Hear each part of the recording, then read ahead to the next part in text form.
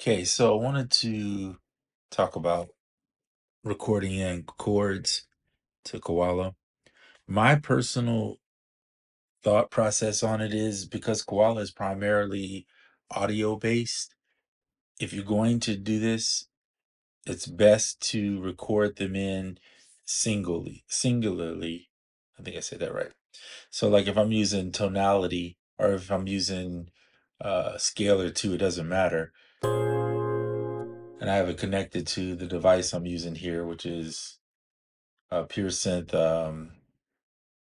Creatosphere. It's like a real EP pad together. Anyway, it doesn't matter. Whatever instrument you're using, record and hold them for at least, I don't know, 2 bars, right? A bar is 1, 2, 3, 4, then starts over. So that's one. So hold it for at least two, maybe 2 to 4 bars.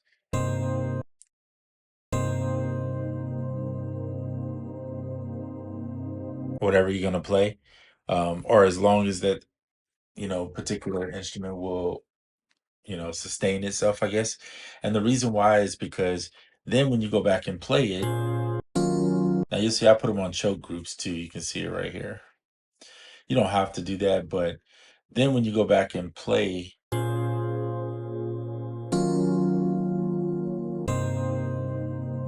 if I want to extend this chord for 4 bars, or 2 bars rather, I'm sorry, that's not a problem because I have enough. So you want to leave yourself enough on the tail end to do it. Now, this may not work with a piano. For instance, if I go, let's duplicate it, this. All right, we're going to get the chord pads over to this one. And I'm going to switch. And this time, instead of using the real EP, we're just going to go in and find a basic piano here. I know I bought this one, but whatever. It's not showing up there. So let's go to this upright piano. We'll use this one. So here's an upright piano.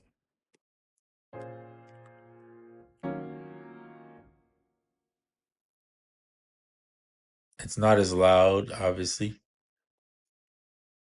Let's see, is there a way we can turn it up? And okay, so this one sustains pretty good.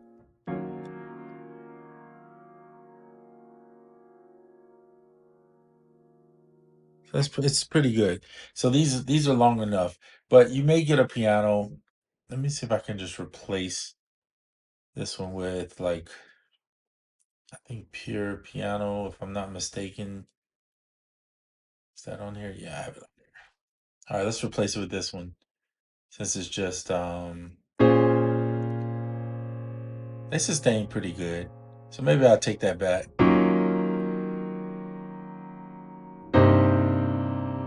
So as long as it sustains with some sound there for at least 2 to 4 bars, depending on how long you need it, you should be okay. I'd say at least 2 though. You need that to be able to do something with it. Okay, so there you have that. And then, oops, I did not mean to duplicate that. I meant to remove that. And we'll remove this one. And we'll put the chords back over to here. So then you record them in individually, holding them long enough to get that. I leave the tails, what I mean by the tail, like I don't crop this just in case it's a little off. Then you have room to maneuver it and adjust it. And then I put all the chords in the order that I would play them. So like C minor 7, I'm extending it for 2 bars. So this is basically like each one of the bars. So you could go in and literally draw them in, but you don't have to. I'm going to go ahead and play them in just for the sake of this video. So 1 second while I do that. I'm going to record here and you'll touch whichever one you're on. And because AUM is the host, you'll need to start over here. So what we'll do is we'll do a count in. We'll turn the metronome on here, do a pre-roll 1 bar, and press play.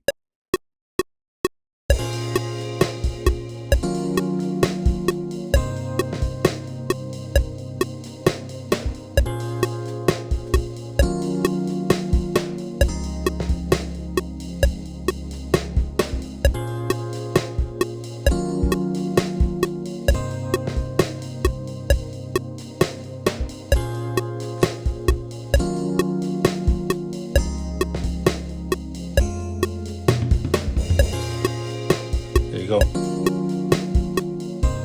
We'll turn it off. Turn off the pre-roll count in. And you'll hear there's a slight gap here or there, so you might go back and fix that. For instance, like this one, I wanted to hit right there. This one right here. Oops. So if you're off a little bit and you want to fix it, cool. Now, again, I have them where they cut the other one off. This one doesn't even start on the 1. So you want to check that kind of stuff just to see where they're starting in case you played off a little bit. Looks pretty good to me. All right, let's play it again.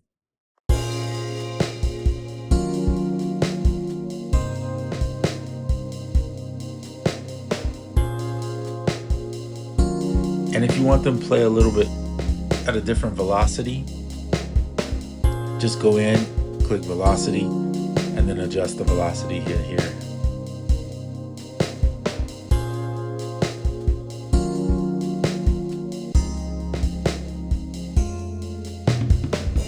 Lower that one a little bit. Sometimes just changing a velocity can make the ears sound like it is playing a little different, or it's playing maybe like a different chord, not a different chord, but anyway, the velocities kind of give you some variation in your mind, right? That you played them a little different. So you might go in and just see what you come up with if you just lower just a little bit on some of these velocities. Doesn't have to be a lot.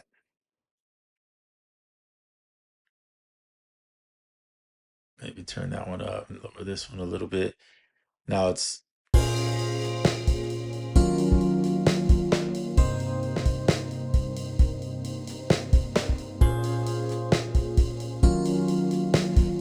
I like to label each part.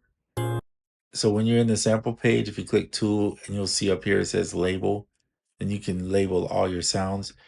Because if you just look at this waveform, you don't necessarily know what that is. You definitely won't know what chord it is, but at least if you type it in there, now you know. If you need to come back and reference it, you can kind of figure out which key you're in by having the chords labeled. So highly suggest label everything. Make sure you hit save if you're going to do this method, and then that should be it. All right, I'll see you on the next one. I'm out.